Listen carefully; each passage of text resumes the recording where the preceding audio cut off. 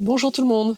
Bonjour tout le monde. Alors vous me demandez peut-être qu'est-ce qu'on fait là, harnaché avec nos ceintures et tout, prêt à partir. Mais en fait, c'est simplement qu'on va tester un nouveau format de vidéo. Un format où on va parler. On va beaucoup parler. Voilà. Donc c'est un format, ce qu'on appelle un peu dans le jargon YouTube, les formats de second écran. Donc c'est vraiment parce que ça va être potentiellement assez long, les vidéos que vous regardez, voilà, en faisant autre chose, en faisant la cuisine, en faisant votre sport, votre jogging, et ainsi de suite. Et en fait, on veut profiter du temps qu'on a sur la route, surtout là, actuellement, on est en Turquie, les distances sont assez longues, pour discuter, vous proposer des choses un peu différentes, plus longues, plus de réflexions sur notre nouveau mode de vie, sur le voyage et tout. Et on a pas mal de sujets en tête comme ça qu'on n'a pas eu le temps d'aborder dans des vidéos. Donc clairement, ce sera enfin, il y aura quasiment pas de montage et tout, mais ce sera beaucoup plus du format brut. Et on a pas mal de sujets en tête. Et le premier, bah, ça va être... Le début, le commencement, le tout début, tout début. Pourquoi l'Europe? Pourquoi en fourgon aménagé? Pourquoi? Pourquoi le Tour d'Europe? Pourquoi on est parti? Pourquoi 2 ans? Enfin, tout ça. Donc, c'est des choses qu'on n'a jamais trop abordées dans nos vidéos YouTube pour l'instant.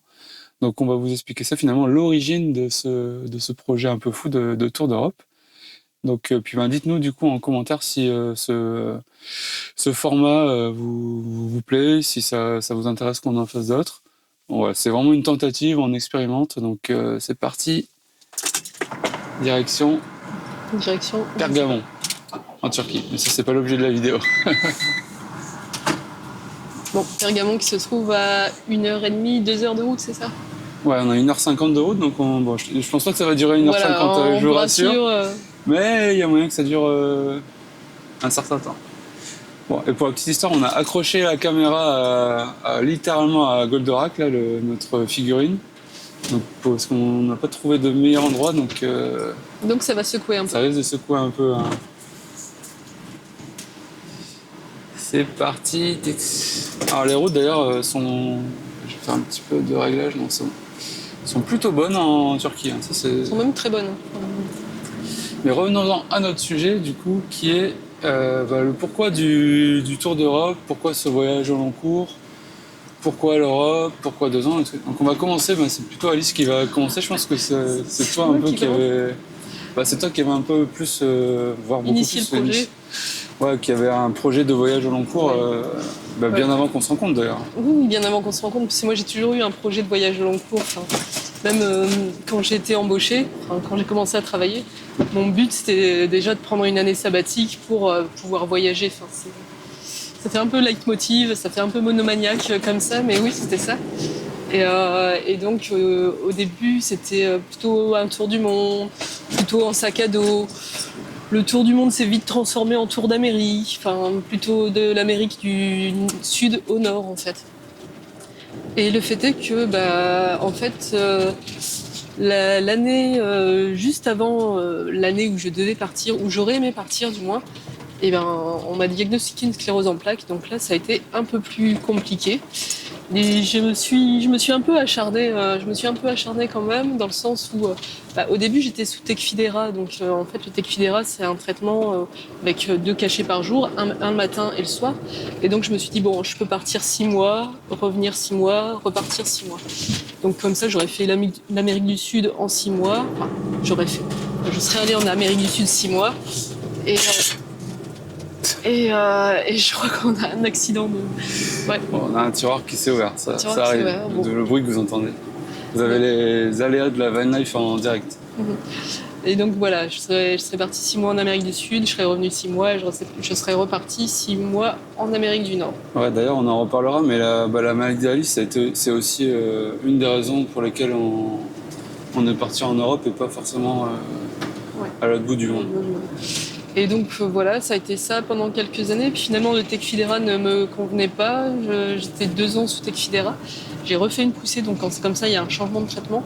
Et là, j'étais sous Tysabri. Et là, Tysabri, c'est une injection par mois à l'hôpital. À l'époque, c'était comme ça. Enfin, ah oui, parce qu'il faut voir qu'en 10 ans, oui, tout ça, ça date d'il y a 10 ans. En 10 ans, les traitements ont beaucoup évolué. Enfin, le Tecfidera dont je vous parlais tout à l'heure, au début, j'allais chercher à la pharmacie de l'hôpital, c'était pas en pharmacie de ville. Donc on sent un petit peu la lourdeur quand même. Et après, le Tysabri, c'était une injection en hospitalisation de jour par mois. Oui, par mois. Donc, Et ce qui veut dire que tu devais aller à l'hôpital une fois par mois.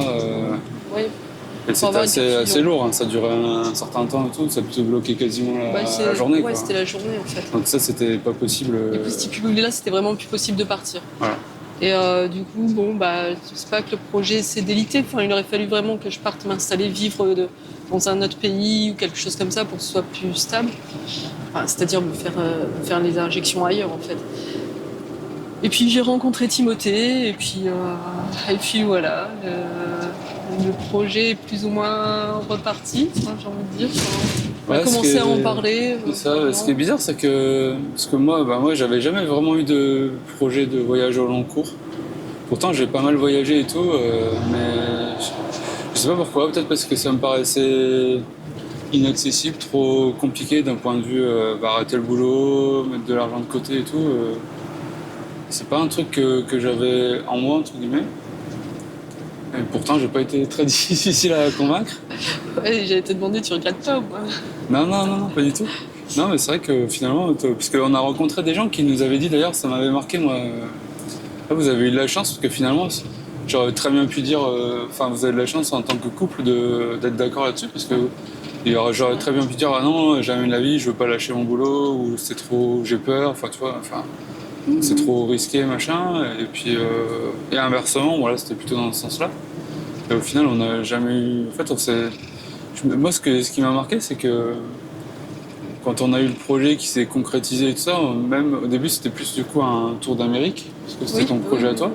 Ouais. Même ça, au final, j'ai pas dit non. Même on a regardé combien ça coûtait et tout. Et attention, doublage de tracteur. Il y a pas mal de tracteurs sur les routes ici. Ouais, j'ai jamais dit non, enfin, il n'y a jamais eu de frein. Et d'ailleurs, maintenant, il faut qu'on parle de pourquoi en fourgon, en fait. Ah Après, on dira pourquoi l'Europe et tout, mais déjà, pourquoi le fourgon? Parce qu'il y a une histoire aussi assez intéressante derrière le fourgon, effectivement. Le fourgon. Effectivement, parce qu'en fait, donc, quand on s'est rencontrés, donc la première fois qu'on est partis en vacances, on partait donc tous les deux, comme vous l'avez compris, assez régulièrement en voyage, on était assez ouverts. Et donc, moi, mon objectif cette année-là, c'était d'aller au Japon, toi, c'était d'aller en Islande. Sachant qu'on s'est rencontrés fin 2019. Ouais. Et que c'était juste, du coup, pour faire le. Vous situez, c'était juste avant le Covid, hein, parce que le Covid c'était début 2020, donc nous deux qui étions des grands voyageurs, en plus tu rencontres quelqu'un, tu as envie de partager la passion du voyage et tout, on était super frustrés. Parce que il y avait le Japon, moi l'Islande. Et au début, en fait, on avait plutôt dit, moi comme j'avais déjà été dans les deux pays, moi j'étais plutôt partant pour le Japon pour faire découvrir à Alice. J'étais ok avec ça sans problème, quoi. Sauf que, en fait, le Japon, c'est le pays qui a rouvert ses frontières aux voyageurs le plus tard, en fait. Ouais. C'est eux qui étaient le plus restrictifs au niveau du Covid, donc ça a été vite, vous pouvez même pas y aller, en fait. C'est même s'il n'y avait pas de possibilité. D'ailleurs, pour la petite histoire, au moment où on tourne cette vidéo, on a fêté, entre guillemets, les 5 ans du confinement en France. Ah ouais. C'était il y a 5 ans. Ouais, c'est marrant. Ouais. Donc le Japon, ça a été vite mis de côté. Et du coup, l'Islande est revenue sur le devant de la scène. Même s'il a fallu décaler plusieurs fois, parce qu'entre les confinements, déconfinements, reconfinements... On a dû décaler, annuler nos billets d'avion au moins 3 fois, je pense. Et en fait, alors du coup, ça a été notre première expérience en véhicule aménagé. Enfin, je ne savais pas comment qualifier cette kangou aménagée. L'Islande, en fait, il faut savoir que c'est comme souvent les pays nordiques, c'est un pays très cher. Et je ne sais plus comment on en est arrivé à ça, sûrement pour un problème de budget. Hein. Non, pas que ça. Il y avait les deux, ouais. Ouais, c'est en fait l'expérience voyage en véhicule aménagé, c'est une expérience qu'on voulait avoir tous les deux. Ouais. Moi, je voulais l'avoir bien avant aussi, notamment au Canada. Mais ce qu'il y a, c'est que quand on est seul, ça coûte hyper cher. Enfin, moi, je trouve que ça coûte hyper cher quand on est seul de louer un camping-car. Et donc, moi, ça s'était transformé à chaque fois en tente et voiture de location, quoi. Et du coup, là, à deux budgets réunis, on s'est dit, on va pouvoir partir en véhicule aménagé.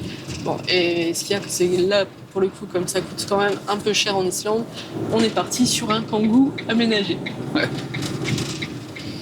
Ouais, bah, là, pour le coup, le choix du véhicule, c'était vraiment pour une problématique de budget, sachant qu'on avait payé de mémoire un peu moins de 1000 euros, 900 et quelques pour 3 semaines de location du véhicule. Donc pour l'Islande, franchement, ça va. Et bah, il y avait d'autres véhicules, en plus de style camping-car et tout, mais c'était beaucoup plus cher, donc on était parti là-dessus. Et je me souviens, quand on est arrivé, qu'il nous a... Ah oui, déjà, bon, petite parenthèse pour l'Islande, en fait, on a réussi à y aller, mais genre 2 semaines avant, ils annoncent quarantaine obligatoire. Donc Pour les étrangers. semaine, ouais, pour les étrangers, 1 semaine de quarantaine. Donc là, je me souviens qu'on a dit, oh là là, on avait pensé annuler. Et puis au final, on a dit, non, ça fait déjà trop de fois qu'on décale, tant pis, on y va, on fait la quarantaine. On fait la quarantaine en Islande. Mais du coup, on travaille depuis l'Islande. Enfin, ce qui a été possible pour Timothée. Du coup, moi, j'ai réussi à négocier et faire du télétravail pendant cette semaine de quarantaine, parce on était obligé de rester. En fait, c'était un test Covid en arrivant. Après, confinement dans un. Un test Covid en arrivant à l'aéroport. Ensuite, donc on était confinés dans l'appartement. Deuxième test au bout de 48 heures. Et troisième test au bout de 5 jours, je crois. Et si les 3 tests étaient négatifs, là, on avait seulement donc, le droit d'aller en voyager, quoi, voilà. Donc heureusement, ouais, j'ai pu faire du télétravail. On était un petit appartement Airbnb qui était très bien d'ailleurs dans le centre de Reykjavik, la capitale. Et toi, malheureusement, ça avait été refusé le mais télétravail. Du coup, j'avais pris des jours et voilà. Et du coup, on avait rallongé puisqu'au final, on a fait 7 semaines de quarantaine et 3 semaines de voyage. Parce qu'on voulait pas que la quarantaine empiète sur le voyage. Et on est parti 1 mois au total. Et ouais, du coup, pour revenir au véhicule, je me souviens quand on a récupéré le Kangoo, on est un peu... Non. Ouais, je me souviens que je me suis dit, je m'attendais pas... Parce qu'en fait, il y avait assez peu de photos de l'intérieur et tout. Oui, ouais, non. Et je m'attendais à un truc un peu plus... un peu mieux. Ouais, un peu moins route, exactement. Parce qu'en fait, il y avait juste 3-4 planches, un matelas. Sous le matelas, il y avait 2-3 rangements, un petit réchaud au gaz et tout. Et surtout, moi, ce qui m'a marqué, c'est que c'était pas du tout isolé, en fait. Oui. C'est que, en fait, on était à même la carrosserie à l'extérieur. Enfin, à l'intérieur plutôt, on était à même la carrosserie. Et du coup, je me suis dit, oh là là, on va avoir froid, parce que l'Islande, on était au mois d'octobre. Hein, et oui, on a eu froid. On a eu froid. Ça, on n'a pas été déçus. On avait des sacs de couchage grand froid. Et en fait, une fois qu'on était dans le sac de couchage, franchement, ça allait. Ouais. Mais c'était vraiment... Puis en plus, c'était toute une gymnastique, chorégraphie. C'est compliqué parce qu'il faut voir qu'il y avait le matelas et du coup, on avait peut-être, j'allais dire 50, 70 cm en fait pour se changer, pour s'habiller. À peine se tenir assis. Ouais. Oui, ouais. Enfin, se mettre assis, on pouvait à peine. En fait. Parce qu'en fait, ça aurait pas été gênant si on avait été en Australie. Mais là, on était en Islande, donc ça veut dire une sous-couche, une surcouche. Quand je dis une sous-couche, une surcouche, donc c'est-à-dire un sous-pantalon, un pantalon. Et pareil pour le haut, en fait. Et voilà, c'est pas comme en Australie, on met une robe et puis voilà, et puis c'est parti. Ouais, je me souviens le matin et le soir.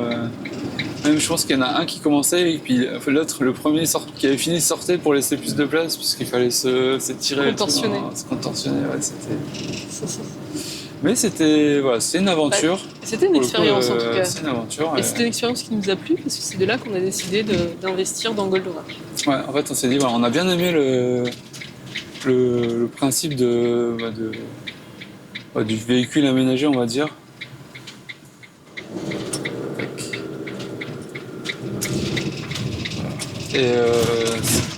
Et par contre, c'est ça qui était intéressant, c'est qu'on s'est dit, on a bien aimé le principe, mais par contre, on sait qu'on veut un véhicule plus grand, on veut pouvoir se tenir debout, on veut une douche et des WC dans le véhicule, parce que ça...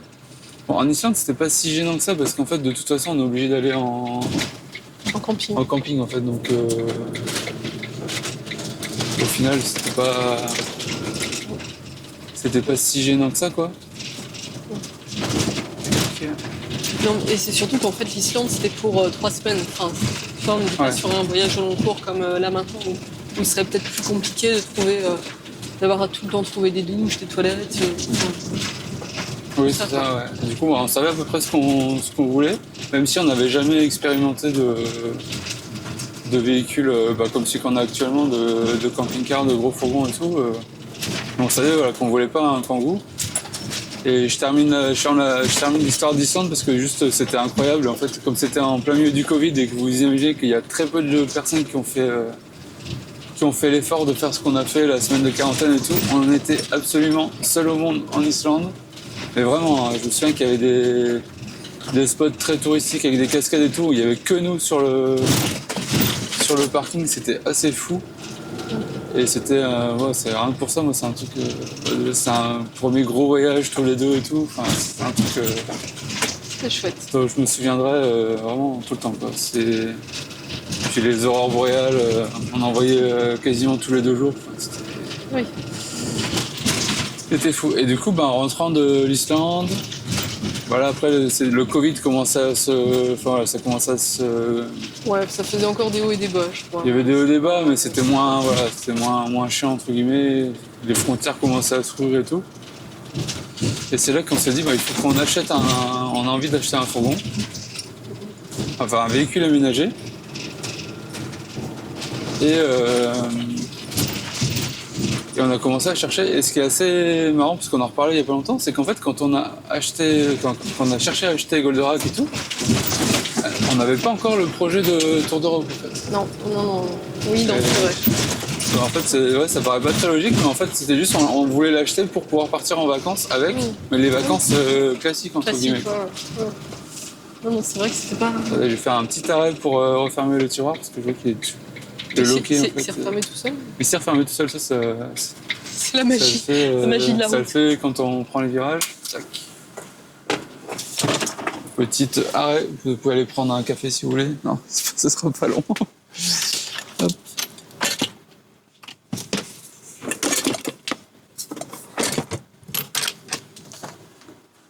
Voilà. C'est vrai que j'aurais pu parler en attendant. Bah ouais. C'est vrai. Voilà, pardon. Ok. C'est reparti. Et du coup, on a commencé à chercher un véhicule déjà. Et en fait, quand on commence à s'intéresser au camping-car et tout, c'est vraiment un monde. En fait, vous avez toutes les tailles, tous les prix. Et même en termes de prix, comme en fait avec le Covid, tout le monde a eu envie d'un coup d'acheter un camping-car et tout, ça semblait la solution miracle à tous les problèmes. Les prix commençaient déjà à augmenter et nous... En fait, nous, on savait ce qu'on voulait pas, surtout. Ouais. Et sans savoir vraiment ce qu'on voulait. Bon, après, depuis maintenant, on regrette peut-être certaines choses. Mais bon, c'est comme ça. Dans le sens, on savait ce qu'on voulait pas, c'est-à-dire un truc vraiment trop basique où on peut pas se tenir debout à l'intérieur. Ça, c'était hors de question. Et pas non plus un truc trop gros, en fait. C'est ça C'est pas trop gros. Et après, il y avait la subtilité, parce que là, aujourd'hui, c'est vraiment le truc qui nous fait un peu tiquer. Parce qu'on aurait pu avoir un petit peu plus d'espace si on avait pris un camping-car plus ou moins récent, on va dire, et avec une capucine, parce qu'on aurait eu plus de place. Et en fait, à l'époque, on s'est dit que non, la capucine, pour moi, ça allait être compliqué. Alors qu'aujourd'hui, en fait, on se dit, ça aurait été possible. Ouais, en fait, pour grimper dans la capucine, il faut une petite échelle, en fait. Et c'est vrai que par rapport aux problèmes de santé, la jambe et tout, mais en fait... on s'était dit que ça serait trop compliqué, et en fait... moins simple pour... Oui, mais ça aurait été faisable. En fait, ça aurait été faisable, parce que c'est pas non plus... Ouais, voilà, en fait, voilà, j'allais dire, on s'est fait une montagne, mais c'est sans doute moi tout seul qui me suis fait une montagne de ça. En fait, je me dis, avec du recul, il aurait fallu qu'on expérimente et peut-être qu'on en loue un quelques jours et tout, tu vois, ou même juste essayer, en fait, c'est tout bête, mais on a aller dans une concession, dire est-ce qu'on peut essayer de monter dans la capucine et tout. Bon, après, maintenant, c'est fait. Hein. Non, c'est comme ça. On est sur les routes depuis un an, un petit peu plus d'1 an avec Goldorak et ça se passe très bien. Oui, mais bon. Quand on reviendra, on saura d'autant plus ce qu'on veut et ce qu'on veut pas. Voilà. Ouais, c'est marrant parce qu'on a croisé d'autres voyageurs, Carole et Christophe, là, donc, au Thermopyle, là, qui eux, en fait, c'est un peu comme nous, ils ont changé plusieurs fois. Ils avaient commencé, je crois, avec un petit van, après ils ont pris un 4x4 cellule, et au final, maintenant, ils ont un grand intégral. Et parce qu'ils sont arrivés aux mêmes conclusions que nous, c'est surtout qu'eux, ils sont en voyage comme nous, au long cours, sans vraiment de date de fin, c'est encore pire que nous. Et ils se sont vite rendus compte, ils disent en fait, voilà, ce qui m'a fait marrer quand ils se sont dit, c'est exactement Il dit on voulait pas de camping-car de vieux en fait. Et au final, il se retrouve avec un camping-car de vieux parce que ils sont plus âgés que nous, hein, ils ont 50 et quelques, vers la soixantaine. Et au final, le confort et tout, quand tu vis tout le temps dedans, en fait, vraiment, c'est à longueur d'année, c'est ça la grosse différence. Ouais. Et en fait, je pense que c'est peut-être un peu l'erreur qu'on a fait. C'est que quand on a acheté Goldorak, on n'avait pas forcément le projet de Tour d'Europe. Et on s'est dit, en fait, pour un mois, même 2 mois, c'est bien. En fait, il y a zéro souci. C'est la conclusion, enfin, c'est plus ou moins la conclusion que j'en tire. C'est qu'en fait, Goldorak est très bien pour 3 semaines, 1 mois. Peut-être jusqu'à 3 mois, oui. Mais plus, ouais, on sent les limites en fait. Ouais. C'est très bien pour des vacances traditionnelles. Après, oui, c'est autre chose, c'est un autre. Après, voilà, enfin. Là, moi, je le regrette pas, j'en suis pas non plus à le regretter, mais oui, enfin. Alors, en fait, on est en train de traverser une ville et il y a des voitures, bien entendu, mais aussi des piétons qui. Ouais, ça va, ils sont quand même. Les piétons sont disciplinés. Ouais, en fait, je pense qu'ici, c'est comme en Grèce, en Italie, les gens, ils laissent pas passer les gens en passage piéton. Et quand tu t'arrêtes, parce que nous, on s'arrête, les gens, ils sont surpris, limite. Donc, ouais. Après, c'est moins pire que la Grèce et l'Italie, mais la conduite... C'est moins pire que pire. Ouais, non, ça va quand même. Bref, on a perdu le fil. Ah oui, donc Goldorak, tout ça, donc ouais. Donc ouais, je me dis, ça on en parle dans notre vidéo, là, si on avait su, voilà, pour moi c'est un petit regret. Après, ce serait trop compliqué de changer de véhicule et tout, et au final ça va, voilà, on se plaint pas. Hein. Non, on va pas se plaindre non plus. Mais ouais, du coup, en fait, du coup, le choix du véhicule, il y avait aussi l'histoire de la longueur, parce qu'en fait, on s'est assez rapidement fixé sur un fourgon aménagé. Parce que pas un petit van parce qu'on voulait pouvoir se tenir debout, vous l'avez compris, pas un trop gros truc. Et là, c'est posé la question de la longueur. Et en fait, j'avais un ami de mes parents qui avait un fourgon de la même taille que nous. Et c'est lui qui nous a dit oui, quand même, 5 mètres. Parce qu'en fait, au-delà de 5 mètres 40, nous c'est 5 mètres 40. 5 mètres 40, tu rentres dans une place de stationnement standard, on rentre en fait. Même les trucs en épi et tout, on dépasse pas trop, ça va. Après, au-delà, ça commence à se compliquer, il faut être à cheval sur 2 places. Ouais. Si c'est des trucs comme ça ou en épi, tu dépasses trop, t'es sur la route et tout. Ouais. Et il nous a dit non quand même et tout, donc on s'est dit on va partir là-dessus, ça ne nous semblait pas une mauvaise idée. Avec le recul, ça va. Ouais. Parce qu'après, il y a des fourgons, il y a 6 mètres, voire 7 mètres, donc forcément, on a plus de place à l'arrière. On peut mettre par exemple une vraie salle de bain et pas nous une mini salle de bain avec les WC et tout. Et on a choisi cette taille-là. Après, du coup, il fallait choisir quelle marque et tout, parce que nous, on voulait plutôt partir sur un neuf, parce que on s'était dit, on aura moins de problèmes et tout. Ça, je pense que c'est un regret aussi. Parce qu'au final, on se rend compte que la fiabilité, et ça tout le monde nous le dit maintenant, hein, notamment sur nos vidéos YouTube en commentaire, que les trucs, alors pas forcément les très vieux, mais les trucs qui ont, on va dire 5-10 ans. Ouais, ce que j'allais dire 10 ans. 10 ans, de 2010-2015. Tous ceux qui ont des trucs comme ça, ils nous disent on a ce truc-là, on n'a pas eu 1/10 des problèmes que vous avez eu en 1 an, donc c'est assez fou, mais je pense que c'est global, c'est pas que les véhicules aménagés, c'est la fiabilité des trucs. Donc ça c'est un regret, mais après, nous on dit ça avec le recul, mais comme on n'y connaissait vraiment pas grand chose, on s'est dit un peu bêtement, un peu naïvement, on va prendre un truc neuf, on n'aura pas de problème et tout. Bon voilà, si vous nous suivez sur YouTube, vous savez qu'on a eu pas mal de galères. Après moi ce que je regrette pas, c'est d'un point de vue mécanique. Ouais. Ça, on a eu un petit souci avec un voyant moteur qui s'est allumé, mais c'était plutôt un bug. Mais sinon, on approche des 80 000 km, on a quand même eu 0 souci. Donc ça, je pense que les véhicules plus âgés, par contre, s'ils commencent à bouffer pas mal de kilomètres, il faut s'attendre à avoir des problèmes mécaniques. C'est un peu la contrepartie, quoi. Et donc, on avait choisi, moi je me souviens, j'étais arrivé en faisant des recherches sur Internet. J'hésitais entre 2 modèles, soit le Fond Vendôme, celui qu'on a acheté, soit le Campé Rêve.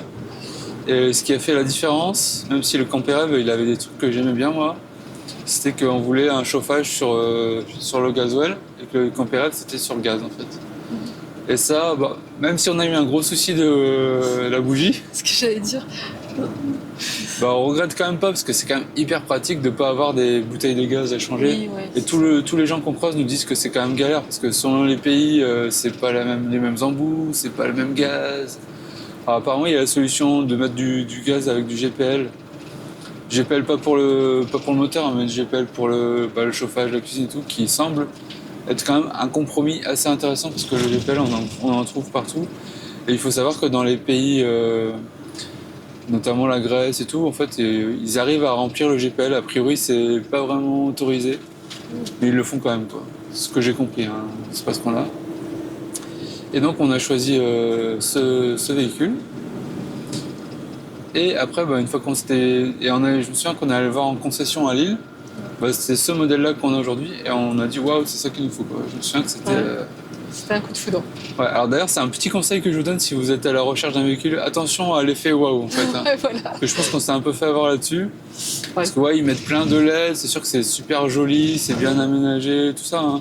Et au final, les LED, c'est ça? Les LED, on les déjà, allume jamais. on les allume jamais, en fait. Les grandes LED, puisque ça fait Versailles, en fait. Mais en fait, nous, il y a la discrétion. C'est limite trop Voyant. trop puissant, trop voyant, en fait. Comme, Ça. On a dit, voilà, on veut celui-là. Donc voilà, pareil, avec du recul, on aura Voilà, peut-être parce dû... que, oui, enfin, il y a l'effet waouh avec les LED, la lumière, tout ça, mais bon, il y a aussi le fait qu'on pouvait se tenir à l'intérieur. Enfin, c'est Ouais, se après, tenir pour ça, debout à l'intérieur. c'était... Enfin, il y a la salle de bain. C'était bien, les puis ça toilettes, fait tout vraiment haut de gamme, parce qu'il Ouais. faut savoir que Fond Vendôme, c'est quand même considéré, il y a encore des voyageurs qui nous dit récemment, comme quand même un peu le haut de gamme du fourgon aménagé. Bon, il y a sûrement encore plus. Après, Oui, je pense que qu'il y plus a haut de gamme, plus, c'est des marques qui en font que quelques-uns et qui... Il y a un de stopper, mais il n'y a plus de place. Non, ouais. Enfin, Quelques-uns qui... il y a aussi des marques qui en font vraiment très haut de gamme. Là, on est plus sur au-delà de 100 000 euros et tout, qui font des trucs en très petite quantité, sur mesure en fait. Ça aurait été aussi la solution. Et je pense que ce qui nous a aussi un peu desservi, c'est qu'on était quand même très pressés en fait. Je pense qu'il y a eu aussi l'effet Covid, on voulait repartir voyager et tout, et en fait on le voulait vite, alors qu'on aurait peut-être dû prendre plus le temps de réflexion. Et pareil, le marché de l'occasion, c'était n'importe quoi en fait. Parce que comme tout vous voulez en acheter un, moi j'avais regardé les prix d'occasion. Et en fait, on était quasiment au prix du neuf pour des trucs qui avaient 40 000 km et tout. Donc je me suis dit, quel est l'intérêt de prendre un truc d'occasion? Je pense que là, le marché aujourd'hui a dû se calmer un peu quand même. Mais j'ai l'impression de ce qu'on me dit. Et du coup, on a commandé. Donc à Lille, ils avaient celui qu'on voulait, mais pas en boîte auto. Ça, c'était aussi un truc on voulait pas revenir là-dessus. Et ça, pareil, pour le coup, sans regret, hein, parce que c'est quand même un confort en termes de conduite. Parce que, même moi, quand je conduis, c'est quand même plus pratique. Ouais. Et oui, puis ça m'arrive de conduire. Rarement, mais ça m'arrive. Ouais. Donc là, une fois qu'on avait jeté notre dévolu sur ce modèle, on a fait des recherches. On a trouvé une concession dans l'Est qui en avait un. Alors pas vraiment en stock, mais qui devait l'avoir.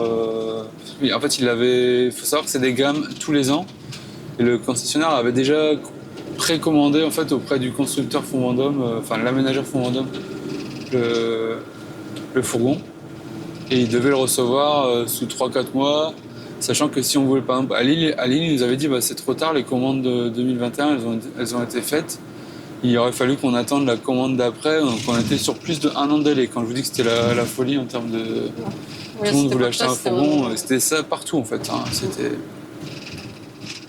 la folie. Voilà, on a trouvé un, on n'a même pas été le voir parce que de toute façon il ne l'avait pas. On l'a commandé, voilà.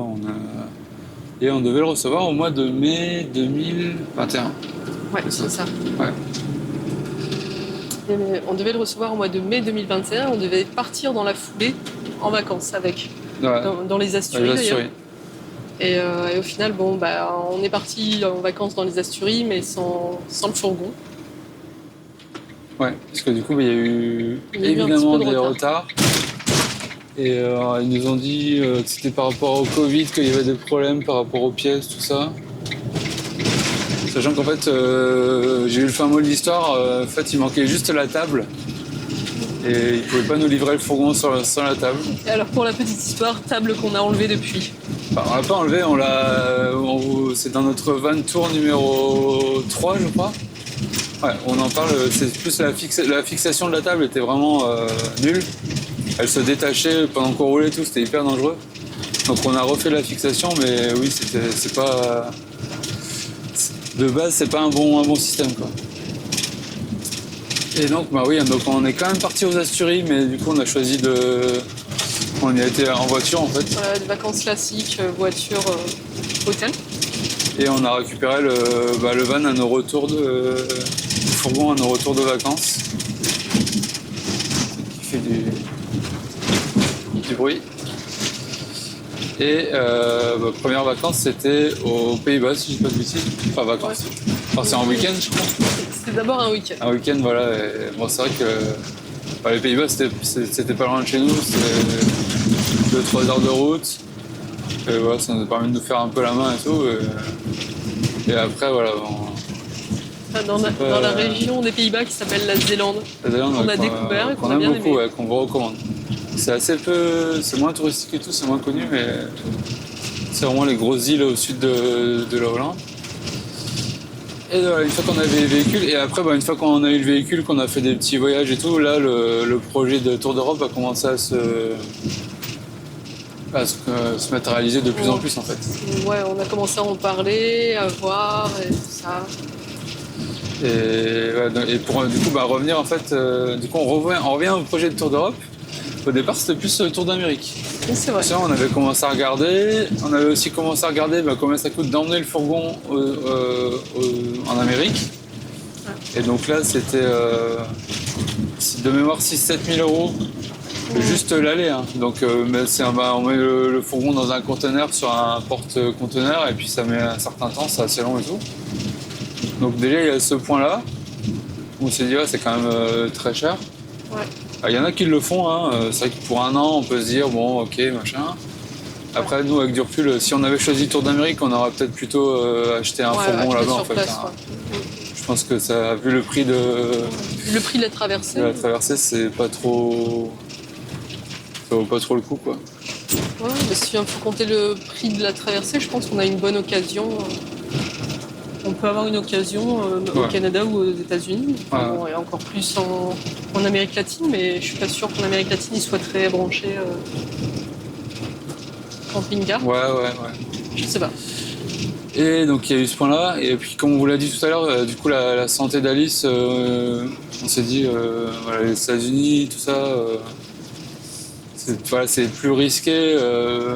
C'est plus compliqué s'il y a un souci, en fait. Un rapatriement à faire, des choses comme ça. Parce que là, au final, on est au plus loin de ce qu'on est de France. On est à une semaine de route. Ouais, et encore. Et encore. Parce que si on trace, on peut... Oui, c'est ça. On peut aller plus vite. Mais oui, si vraiment on a un souci, une nécessité de rentrer en urgence en France, on pourrait le faire, quoi. En 2-3 jours, je pense. Et oui, et en comptant que dans l'Union européenne, avec tous les accords qu'il y a, même pour la sécurité sociale, pour la prise en charge. Ouais. Normalement, là, c'est pas moi qui invente ou qui espère, c'est ce qu'on m'a dit à l'hôpital, en fait. Donc voilà. Et puis voilà, en regardant les prix, tout ça.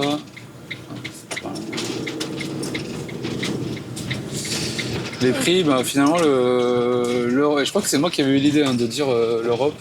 Ouais, plutôt l'Europe. Revenu sur une route à peu près plus potable. Là, je m'y attendais pas à la traversée de la station-service. C'était une erreur de ma part. Je pensais qu'il y avait une petite bretelle. Bref. On est revenu sur une route un peu plus potable. Et oui, je crois que c'est moi qui ai eu l'idée de Tour d'Europe en disant, même si le Tour d'Amérique, ça me plaisait beaucoup, et je pense qu'on le fera un jour. Je sais pas quand, mais... Ouais. On croise les doigts. C'est moi qui ai eu l'idée de faire le Tour d'Europe. En se disant qu'il y avait déjà beaucoup à faire en Europe, en fait. Il y a beaucoup à faire. Il y a aussi un autre aspect, c'est d'un point de vue écologique. Oui, c'est quelque chose, la protection de l'environnement et tout, c'est quelque chose dans lequel on est de plus en plus sensible. Et c'est d'ailleurs pour ça qu'on n'a jamais, même ne serait-ce qu'envisagé le tour du monde, Oui. où on prend des avions, plein d'avions en mode c'est un peu sac à dos. Parce que d'un point de vue impact environnemental, le bilan carbone et tout, pour moi, c'est quelque chose qu'on n'envisageait même plus en fait. Et donc, et puis, du coup, et c'est là le tour d'Europe, finalement, rester en Europe. En fait, si ça devait arriver un jour, on privilégierait, oui, peut-être de rester 3 mois en Australie, 3 mois au Japon. Ouais. Enfin voilà, de rester sur place plutôt que de faire des sauts de puce en fait. Exactement. Parce que, voilà, enfin, on ne peut pas dire aussi qu'on bannit complètement l'avion, tout ça, c'est juste qu'on ne veut pas faire. Non, mais c'est vrai que depuis quelques années, on est de plus en plus sensible à ça et ça a été, je pense, un des critères, de choix du Tour d'Europe et qu'on regrette pas. Alors, même si on le sait, et d'ailleurs, je prépare une vidéo là-dessus, elle sortira un jour, mais sur le bilan carbone de notre voyage en fourgon aménagé, puisqu'il y a évidemment l'essence, on est sur un fourgon diesel, mais j'ai commencé à faire des calculs et tout. Vous allez voir, enfin, vous verrez du coup, mais en fait, je me suis rendu compte que même si on roule pas mal, en fait, notre bilan carbone est quand même meilleur que notre vie sédentaire d'avant, en fait. Ça, c'est un truc assez intéressant. Donc, oui, on est pas mal aussi parce qu'on a choisi de voyager pendant 2 ans. Oui. Pas sur 1 an où il faut faire plus de routes, aller plus vite, tout ça. Donc là, on est plus dans le voyage au long cours, dans prendre son temps et voilà, on roule pas tous les jours. Enfin, on avait calculé, là pour l'instant, on a une moyenne de 70 km par jour. Alors, ça peut faire peur comme ça en se disant oui, 70 km par jour c'est énorme, sauf que c'est une moyenne. Il y a beaucoup de jours où on fait 0 km ou des petits sauts de puce aussi. Enfin, ça nous arrive parfois de faire même juste 30-50 km. Et bon, ok, il y a aussi des jours où on en fait plus, surtout là en Russie, n'importe quoi. En Turquie où on se rend compte que les distances sont longues. Oui, mais je me fais avoir sur les pays grands en fait. Les distances sont plus longues. Ouais, donc ça, c'est du coup, voilà, tous ces éléments-là, je pense qu'on n'a rien oublié là, mais finalement, on s'est dit, le Tour d'Europe, c'est très bien. Et après, il y a aussi la durée, ça pour rebondir sur ce que disait Alice. Au début, c'était 1 an. Enfin, déjà, le Tour d'Amérique, on était plus sur 1 an. Donc, le Tour d'Europe, toujours, on était resté sur 1 an. Et quand on a commencé à se pencher sur l'itinéraire, c'est là qu'on s'est dit, 1 an, comme on voulait quand même prendre notre temps, même si par rapport à d'autres voyageurs qu'on croise, on ne le prend pas assez notre temps. Et ça aussi, c'est une des leçons qu'on a. On voulait quand même plus prendre notre temps et on s'est dit, soit on fait 2 ans, soit on enlève la moitié des pays. C'était ça les alternatives. Il y en a qui arrivent à faire tous les pays qu'on va faire en 1 an, mais quand on voit le rythme... le rythme est vraiment soutenu. Si c'est pour rouler comme un malade, traverser des pays, des fois en 3-4 jours et tout, on s'est dit c'est pas la peine. Et du coup, 2 ans, ça s'est imposé. Après, il a fallu aussi qui dit 2 ans, dit quand même un budget plus important. Oui, aussi. Et qu'on mette, du coup, ça a peut-être décalé un peu par rapport à notre... Je sais pas si on avait vraiment défini des dates de départ et tout, mais on s'est dit, de toute façon, il faut qu'on mette tant de sous de côté et on partira pas avant ça, quoi. C'est un peu ça qui a défini. Ça, plus ton traitement, en fait. Oui, ça tu vas peut-être en reparler, en fait. Oui, là, on va revenir sur l'histoire des traitements. En fait, entre-temps, j'ai aussi changé de traitement, donc je n'ai plus une perfusion par mois. Parce que sinon, on n'aurait pas pu partir, en fait. On n'aurait pas pu partir, clairement. Là, je suis sous Mavenclad maintenant, et donc c'est toujours un peu compliqué à expliquer parce que c'est 2 semaines de cachet sur 2 mois pendant 2 ans. Je crois que c'est ça, non ? Ouais, mais en fait, pour faire plus simple, parce que sinon... Pour faire plus simple, j'ai plus rien à prendre, en fait. Des cachets. En fait, elle a dû prendre des cachets pendant 2 semaines, et en fait, après, ils sont valables...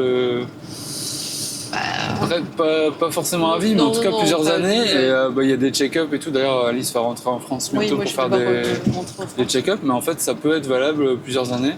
Et ça, pour nous, c'est un peu le truc qui a fait qu'on peut partir, quoi. Parce que... Et donc là, je reviens à ce que je disais tout à l'heure, c'est que les traitements en 10 ans ont beaucoup évolué, quoi. Enfin, ce qui était inconcevable il y a 10 ans, aujourd'hui est possible, en fait. C'est ça qui est... C'est ça. Parce qu'après, partir à l'hôpital 1 fois par mois, ça aurait été trop... Oui, déjà, revenir en France 1 fois par mois, c'était pas possible. Ou il aurait fallu... le faire dans d'autres hôpitaux, dans d'autres pays. Il aurait fallu choisir des destinations françaises, en fait. La Réunion, la Oui, Guadeloupe. oui. Enfin, donc c'est un peu... Enfin, je sais pas comment on aurait fait avec le fourgon. Voilà, du coup, tout ça a fait que... Mais vous voyez, du coup, en disant tout ça, que finalement, c'est pas si simple. Ça paraît... je pense que ça paraît pas forcément super simple, parce que déjà, tout quitter... parce que nous, du coup, on a choisi de... Je pense qu'on va terminer là-dessus. On a choisi de quitter... on n'a plus du tout de revenus. Hein. C'était aussi un choix pour pouvoir profiter vraiment au maximum de ce voyage, parce que Alice aurait pu... Enfin, t'aurais pu essayer de... Enfin, t'as essayé d'ailleurs de devenir freelance, mais ça marche pas très bien. Mais en tout cas, on avait mis suffisamment de côté pour se dire, voilà, si vraiment on n'a plus aucun revenu, c'est pas un souci. Parce que l'objectif aussi, c'était d'en tirer quelque chose de ce voyage et de partager. Enfin, c'est ce qu'on essaie de faire d'ailleurs avec YouTube. Et oui, enfin, moi, ça marche pas autrement, mais bon, enfin, c'est pas parce que ça marche pas à cet instant aujourd'hui que ça marchera jamais. Et du coup...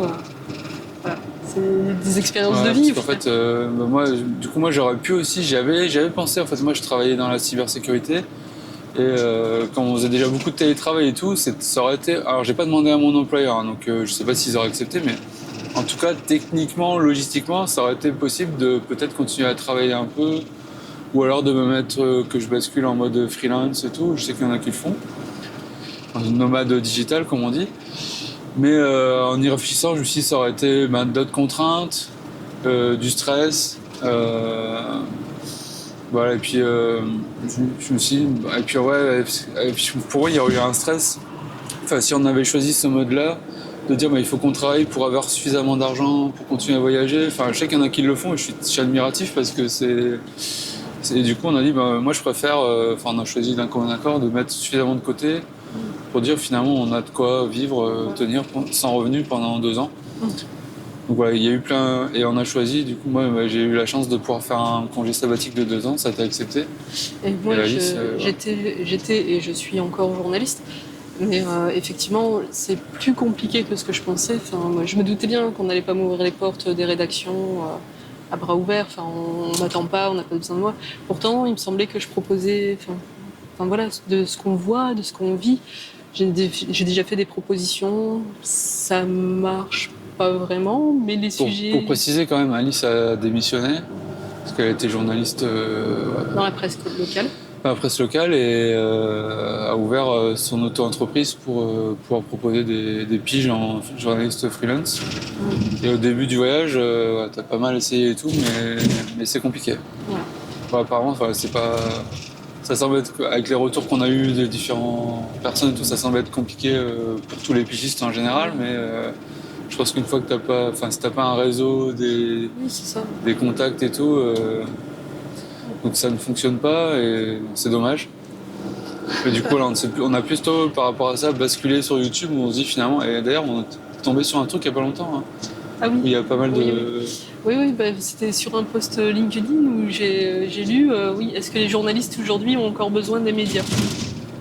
Et c'est une grande question. Quoi. Il y a beaucoup de journalistes qui basculent sur YouTube parce que justement ça permet de faire son propre truc. En fait, il y a besoin de personne. Voilà. Et au moins ça permet d'avoir ses propres sujets, ses propres enquêtes. Et ses propres enquêtes, ses propres reportages aussi. Parce que là, nous, on est plus... quand on vous propose des vidéos YouTube, on est plus dans du reportage. Après voilà, YouTube c'est pas facile non plus. Hein. Non, je dirais pas que c'est facile aussi. On a lancé notre chaîne en partant il y a 1 an et on a enfin dépassé le cap des 1000 abonnés il y a 1 mois à peu près, donc en février, donc ça faisait un peu moins d'1 an après notre départ. Et le cap des 1000 abonnés, ça permet de monétiser. Bon, comme vous le disiez, nous on compte pas sur l'argent de YouTube pour financer notre voyage. On en est loin pour l'instant, ça rapporte pas grand chose. Mais ça fait plaisir quand même, ça motive. Puis, on a quand même des retours positifs et ça motive de faire positifs. encore plus de qualité en fait. Ne serait-ce que dans les itinéraires, quand on nous dit on voit que vous cherchez à vous améliorer, tout ça. Et c'est super plaisant parce que oui, effectivement, on cherche à s'améliorer. Moi, j'étais journaliste de presse écrite, donc rien à voir avec le montage, rien à voir avec les images, tout ça. Juste la photo en fait. Et du coup, oui, il faut apprendre tout ça. On a beaucoup progressé, mine de rien. Je sais, on est beaucoup plus à l'aise, tout ça. Bref, ça fait 44 minutes. C'est un peu trop long. Bah, vous avez prévenu, hein, c'est un format plus long et tout. Bah, je pense qu'on va s'arrêter là, c'est déjà pas mal. Je pense qu'on a pas mal balayé le sujet, le pourquoi. Maintenant, vous savez tout sur le pourquoi le Tour d'Europe, pourquoi le fourgon, pourquoi 2 ans. Et qui on est au final, parce que c'est aussi une question que vous nous avez posée. Oui, on s'est un peu plus dévoilé, même si je pense qu'il y aura encore beaucoup de choses à dire. Donc on va s'arrêter là, on va continuer notre route vers notre site turc. Et bah, du coup, pour ceux qui sont restés jusqu'au bout, déjà merci et bravo. Ouais, merci beaucoup. Dites-nous vraiment, parce que c'est le premier essai, hein, donc si ça vous a plu, si vous trouvez ça intéressant, parce que comme je vous dis, ça va être brut, sans montage et tout. Et l'avantage pour nous, c'est qu'on peut sortir ces vidéos et juste à le mettre sur internet. Peut-être un peu de correction au niveau du son, mais je pense qu'on a les micros, ça devrait aller. D'ailleurs, dites-nous ce que ça donne en termes de son. Mais je pense que ça devrait aller, parce qu'on est sur la route, donc il y a beaucoup de sons parasites. Et si ça vous intéresse, on en fera d'autres. On a pas mal de... S'il y a des sujets d'ailleurs peut-être un peu plus différents que vous souhaitez qu'on aborde, dites-le nous aussi en commentaire. Mais moi j'en ai déjà quelques-uns en tête, donc de ce genre-là. Donc voilà, dites-nous, nous en tout cas c'était assez plaisant de faire cette petite discussion. Ce qui est assez marrant, c'est que d'habitude on se parle pas trop sur la route. Ouais. Là ça nous a obligés à nous parler. Ouais, d'ailleurs ça peut être un sujet intéressant d'ailleurs sur un peu la vie de couple. C'est vrai. La vie de couple en tour d'Europe, en mode nomade et tout, parce que ça c'est un sujet qu'on nous pose parfois la question et... À voir. Voilà, on arrête là. Merci d'être resté jusqu'au bout. Merci beaucoup en tout cas d'être de plus en plus nombreux à nous suivre. Ça fait vraiment plaisir. Et puis rendez-vous peut-être pour un second épisode de ce nouveau format si ça vous a plu et si vous voulez qu'on continue. Donc dites-nous vraiment, c'est super important. Allez, à bientôt.